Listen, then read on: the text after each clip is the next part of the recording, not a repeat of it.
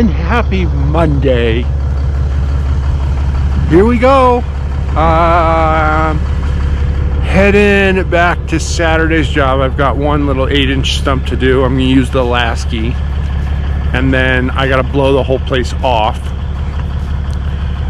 and maybe rake out a mulch pile in the paddock arena, but it shouldn't take super long. And then at like 9-ish, I have a stump about 1.5 miles away for K2, and then I'm done for the week.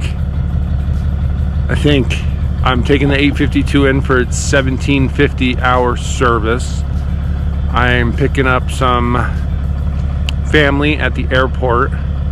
They're gonna hang out with us for the week, and I think we're gonna kind of bounce around and do touristy things instead of me going to work. So this is gonna be a short video. It's gonna be a short week. I'm sorry to break your hearts, but gonna just do a little family time this week. So quick day, couple stumps. I have to be at the airport by lunchtime, so really gonna be a short one, but we'll see what we can figure out between now and then. Hope you guys are gonna have a great week.